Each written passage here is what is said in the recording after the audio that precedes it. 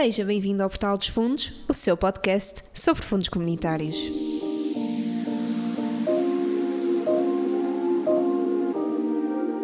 Cá estamos nós de volta para mais um episódio do Portal dos Fundos, o podcast em parceria com o DNI Group. O meu nome é Filipa Souza, sou a host deste podcast e hoje vamos abordar o tema dos benefícios fiscais, mais especificamente o CIFID. Para isso tenho hoje comigo a Diana Amorim, Senior Consultant da DNI Group, cujo seu propósito na consultoria é aproveitar a sua vasta experiência, com mais de 10 anos como investigadora em projetos de investigação e desenvolvimento, para apoiar as empresas que procuram investir em iniciativas inovadoras e visando, especialmente, impulsionar a sua competitividade e o êxito dos seus negócios. Seja muito bem-vinda, Diana, é um prazer tê-la connosco. Obrigada, muito gosto pelo convite e vamos tentar então aqui hoje prestar aqui alguns esclarecimentos às empresas que possam querer candidatar ao CIFID. Para darmos o kick-off à nossa conversa, penso que seja aqui mais importante inicialmente abordarmos a importância que a investigação e desenvolvimento tem ao nível das empresas e a seguir falarmos sim daquilo que é o CIFID. Sim, sabe-se que a investigação e desenvolvimento tem um papel fundamental no progresso técnico e na inovação de todos os países.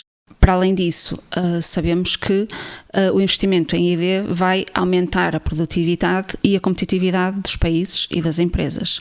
Tendo por base este pressuposto, no fundo, o governo português decidiu desenvolver um instrumento estratégico, ao qual deu o nome de CIFID, o Sistema de Incentivos Fiscais à I+D Empresarial, e este sistema tem como objetivo promover o aumento da competitividade das empresas e do país, consequentemente, através de um incentivo à realização de atividades de I+D, por parte, neste caso, do tecido empresarial nacional. Neste momento, o CIFID é considerado o melhor sistema de incentivos fiscais para as empresas que investem em I+D em Portugal.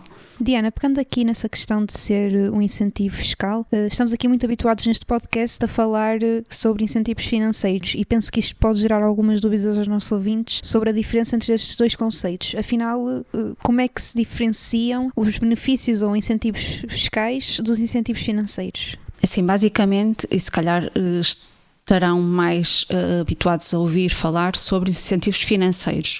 O que acontece nesse caso de incentivos é que, e vamos considerar o caso das empresas, as empresas candidatam a um projeto que desejam desenvolver futuramente e então candidatam as despesas que prevêem ter com esse projeto. Ao candidatarem esse projeto ao sistema de incentivos, vão obter um financiamento que lhes permite pôr em prática o projeto. No caso deste sistema de incentivos fiscais, por exemplo, o CIFID, ele tem por base projetos que já foram desenvolvidos, ou seja, o investimento por parte das empresas já foi realizado e são candidatadas as despesas que as empresas tiveram no desenvolvimento desses projetos e podem recuperar parte do investimento que já foi realizado. E por isso as empresas podem, através dos benefícios fiscais ou dos incentivos fiscais, reduzir a sua carga fiscal. Percebendo agora aqui esta diferença e o que é este benefício fiscal, quem é que se pode candidatar ao CIFID? E no caso do CIFID, temos que considerar qualquer sujeito passivo de IRC que tenha investido direta ou indiretamente na realização de atividades de I+D. Basicamente, existem dois critérios de elegibilidade ao CIFID. O primeiro, que os lucros tributáveis sejam não determinados por métodos indiretos, e o segundo, que não sejam devedores à autoridade tributária ou à segurança social. Muito bem, e aqui como é que na prática o CIFID pode ajudar as empresas? Assim, o CIFID pode ser deduzido à totalidade da coleta de IRC. Portanto, quando fazemos uma candidatura ao CIFID, o que obtemos é um crédito fiscal. Na candidatura ao CIFID, o que se faz é submeter ou declarar as despesas efetuadas em I+D no ano de referência. E, portanto, a partir dessas despesas é calculado um crédito fiscal, que depois, então, pode ser utilizado para deduzir à coleta de IRC. Este crédito fiscal é constituído basicamente pelo somatório de duas parcelas. A taxa base, de 32,5% do total das despesas de I+D realizadas no ano de referência, e a que depois é adicionada a taxa incremental, que corresponde a 50% do aumento das despesas em I+D em relação à média dos 2 anos anteriores, isto até um limite de 1,5 milhão de euros. Ou seja, à partida, qualquer empresa tem a possibilidade de recuperar 32,5% daquilo que foi o seu investimento em I+D nesse ano, independentemente do seu histórico de investimento em I+D. Já, por exemplo, uma empresa que não realizou investimentos de I+D nos 2 anos anteriores ao ano de referência irá recuperar 82,5% das despesas em I+D efetuadas nesse ano. Podemos aqui dar alguns exemplos. Se considerarmos, por exemplo, uma empresa que investiu 100 mil euros em atividades de ID no ano de referência e cujas as despesas de ID nos 2 anos anteriores tenham sido zero, então poderá recuperar 82,5% do investimento realizado, o que significa recuperar 82.500 euros, que depois poderá então utilizar para deduzir à coleta de IRC desse ano. Já por outro lado, e se calhar indo para um exemplo oposto, vamos imaginar uma empresa que investiu durante 3 anos 100 mil euros em ID. Quer dizer que a média dos 2 anos anteriores é equivalente ao investimento efetuado no ano de referência, ou seja, não houve incremento de investimento em ID. Ou seja, a média dos 2 anos anteriores é zero e, portanto, terá acesso apenas à taxa base de 32,5%, que corresponde à recuperação de 32.500 euros do investimento realizado, e então é esse o valor que terá depois para deduzir ao IRC. E o que é que acontece com esse crédito fiscal obtido, que pode ser deduzido em sede de IRC? Como é que isso funciona? O crédito fiscal obtido através de uma candidatura ao CIFID poderá ser deduzido até à totalidade da coleta de IRC apurada no ano de referência. No caso da coleta de IRC a pagar ser insuficiente no ano de referência, então esse crédito fiscal poderá ser utilizado até o 12º exercício fiscal seguinte. Isto significa, portanto, que uma empresa que atualmente não tenha um valor significativo de IRC a pagar, mas cujo investimento de ID já foi realizado neste ano, deverá candidatar-se ao CIFID, apresentando as despesas que efetuou nesse ano, e depois poderá utilizar o crédito fiscal nos 12 anos seguintes, quando eventualmente o montante de IRC já seja significativo. E que despesas podemos considerar aqui para o cálculo deste crédito fiscal? Ok, numa candidatura ao CIFID é possível considerar diferentes tipos de despesas.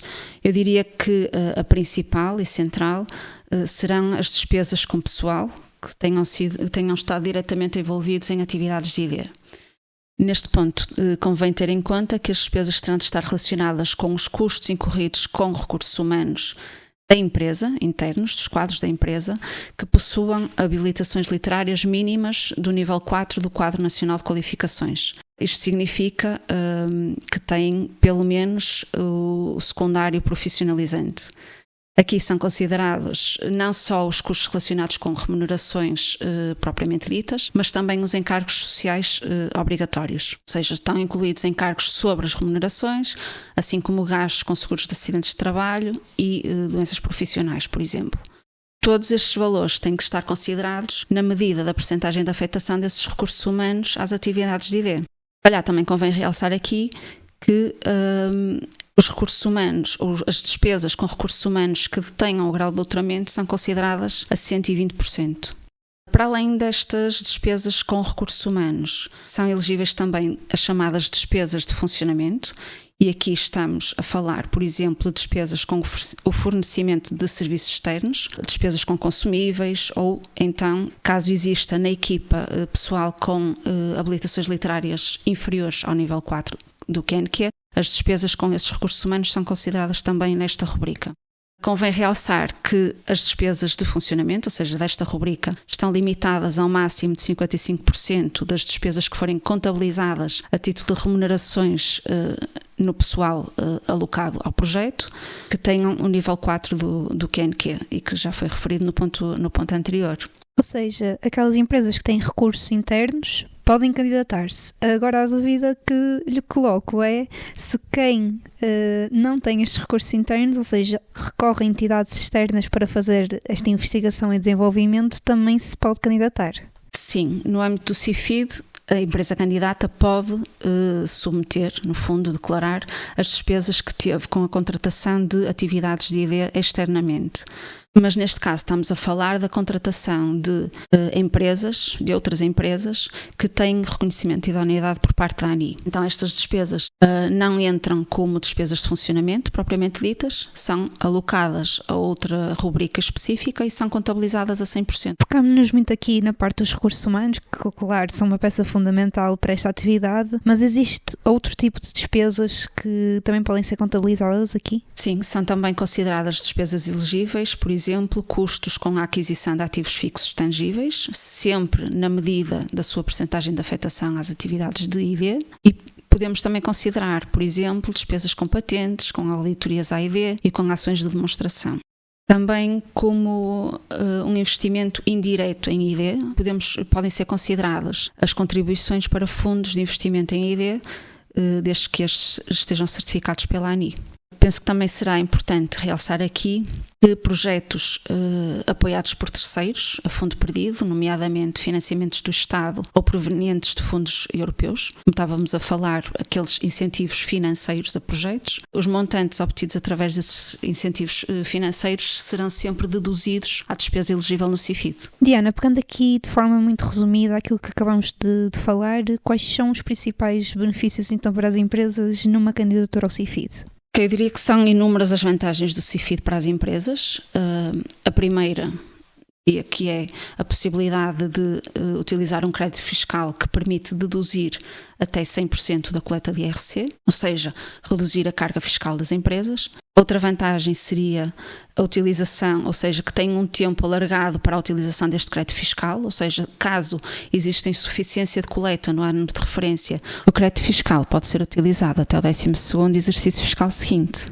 É também uma vantagem do CIFID poder ser cumulativo com incentivos financeiros, ou seja, como já falei anteriormente, os projetos que obtiveram incentivo financeiro podem ser candidatados ao CIFID, desde que esse montante do incentivo seja deduzido àquilo que é o cálculo do benefício fiscal do CIFID. Ou seja, aquilo que vamos candidatar ao CIFID é sempre o investimento feito pela própria empresa no projeto. O CIFID tem também a vantagem de não ser limitado à dimensão da empresa, ou seja, empresas de qualquer dimensão podem candidatar-se ao CIFID e também é independente da atividade desenvolvida, ou seja, empresas que tenham atividade agrícola, industrial, comercial ou de serviços são elegíveis para CIFID. É também um sistema de incentivo que recai sobre um investimento que já foi realizado pela empresa, ou seja, possibilita reaver parte daquele que foi o investimento já feito pela empresa, além de que, pelo seu objetivo central, estar focado em apoiar e incentivar a inovação, a diferenciação e a competitividade das empresas, além de que valoriza a contratação de recursos humanos altamente qualificados, que vão sempre ser mais-valias para as empresas. De realçar ainda, talvez, que o CIFID apoia não só os investimentos diretos das empresas na realização de atividades de ID, mas também os investimentos indiretos, nomeadamente aqueles que são feitos através da subscrição de unidades de participação em fundos de investimento, desde que estes sejam certificados pela ANI. Importante para as empresas, penso eu, que é muito valorizado pelas empresas, é o facto deste ser um sistema de incentivos regular, ou seja, está disponível para as empresas anualmente e qualquer empresa se pode candidatar ao CIFID até ao final do 5º mês após o fecho das suas contas. Diana, depois desta aula toda em que percebemos efetivamente o que é o CIFID e os seus benefícios, acho que era importante também aqui explorarmos uma área de elevado interesse para os nossos ouvintes, que muitos devem estar a questionar agora também, afinal, como é que eu sei se desenvolvo atividades de ID? Há muitas empresas que realmente não conseguem compreender ou definir se realmente desenvolvem ou não atividades de ID. No fundo, atividades de ID são aquelas que visam o desenvolvimento de um novo produto, de um novo processo, de um novo serviço, ou então a introdução de uma melhoria técnica que seja significativa nestes. Basicamente, e de uma forma simples, podemos aqui considerar 5 critérios para avaliarmos se uma atividade é de ID ou não. O critério da novidade, ou seja, se o projeto é orientado para novas descobertas. O critério da transferibilidade ou da reprodutibilidade, isto é, se o projeto conduz a resultados que podem ser reproduzidos. O critério da sistematização, se o projeto está devidamente planeado e orçamentado. O critério da criatividade, isto é, se o projeto está baseado em conceitos e hipóteses que são originais e não são óbvias. E o critério da incerteza, ou seja, se o projeto é incerto acerca do resultado final que será obtido. Para as empresas, talvez seja importante saberem que a realização de atividades de ID não implica que exista formalmente um laboratório ou um departamento de ID na própria empresa. Portanto, muitas empresas realizam atividades de ID de forma informal e com recurso simplesmente às suas equipas de desenvolvimento ou equipas de produção ou mesmo equipas de suporte. As atividades de ID podem integrar uma estratégia da empresa ou então resultarem somente da necessidade pontual de resolverem um problema em concreto. talvez seja importante aqui realçar a questão da incerteza, ou seja, o facto de um projeto de ID envolver incerteza significa que os objetivos que são definidos a priori para o projeto podem ou não ser alcançados na totalidade. Isto quer dizer que, mesmo num projeto em que o resultado é negativo, no sentido em que não se atingiram os objetivos na sua totalidade, é tão válido como um projeto em que todos os objetivos foram alcançados. Ou seja, o esforço e o investimento da empresa às vezes até é maior quando depois o resultado até dá negativo. Isto não invalida a sua elegibilidade para CIFID. Então, eu gostaria de saber se a Diana nos consegue aqui dar alguns exemplos práticos a nível de produto ou de tipo de investigação e desenvolvimento que já tenha tido contacto e que podem aqui ser elegíveis.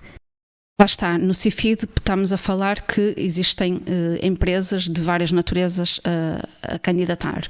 E podemos estar a falar de atividades ou de empresas mais envolvidas, vamos imaginar, numa área agrícola ou numa área de produção de vinhos, por exemplo. Podemos estar a falar do desenvolvimento de um novo processo agrícola ou de um novo processo de vinificação, ou seja, de produção de vinhos, e que isso traga uma novidade e seja disruptivo, no fundo, para aquele setor.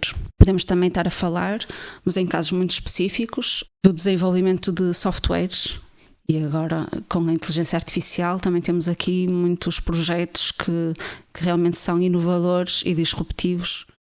E claro, temos aqueles mais naturais de ideia, como os projetos na área da farmacêutica, né, que se calhar que essas empresas não têm dúvidas que estão a desenvolver ID, mas se calhar noutras empresas têm mais dúvida acerca de se desenvolvem ou não atividades de ID e se calhar até desenvolvem e não têm tanto conhecimento acerca disso. Nomeadamente, por exemplo, na indústria alimentar, não estamos a falar de atividades de controle de qualidade, estamos a falar de ID, ou seja, inovação no produto ou no processo, desenvolvimento de um novo produto ou de um serviço. Não estamos a considerar aquelas atividades que são desenvolvidas em laboratório, mas que são controle de qualidade, ok? Essas são para garantir a qualidade do produto que já está desenvolvido e que já está em produção.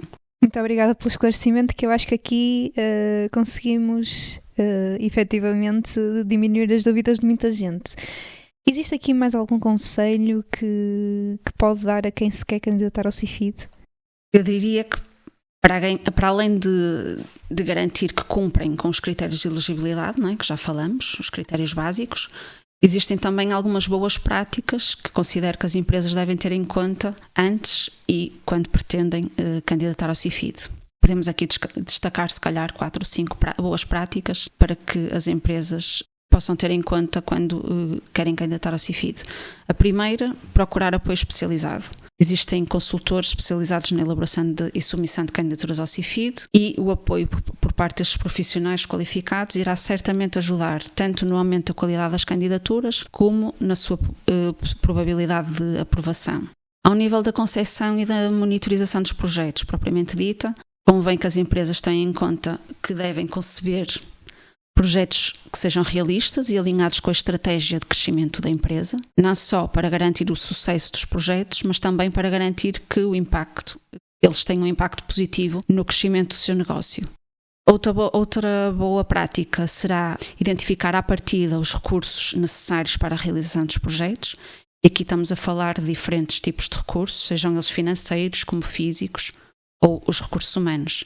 No caso dos recursos humanos, como já falamos no ponto das despesas elegíveis, é importante considerar que na equipa de ID devem estar recursos humanos com habilitações literárias mínimas de nível 4 do QNQ. Na concepção do projeto é importante também calendarizar bem as atividades, de modo a que seja possível estabelecer especificamente o período de tempo necessário para a execução dessas atividades e que seja também possível monitorizar as atividades e os recursos envolvidos. Ou seja, deve ser garantido o registro das atividades realizadas, de todos os recursos humanos ou recursos em geral utilizados ao longo do projeto e dos resultados obtidos.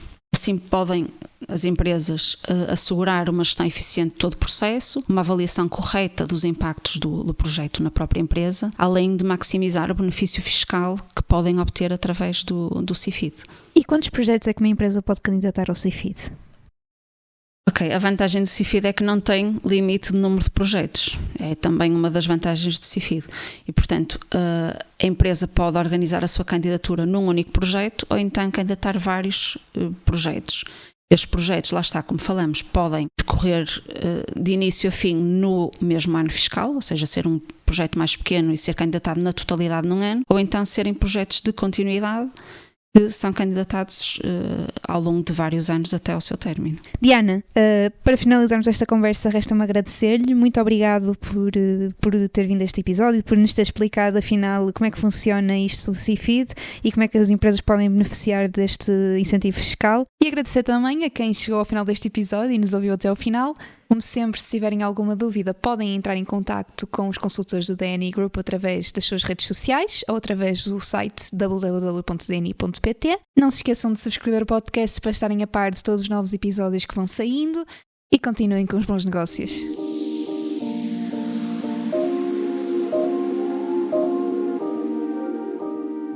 Não somos nem representamos qualquer organismo nacional ou comunitário nesta matéria e apenas pretendemos contribuir para uma clarificação, para uma informação e para uma educação maior sobre a utilização de fundos comunitários. As informações aqui discutidas não substituem a consulta a fontes oficiais ou aconselhamento profissional.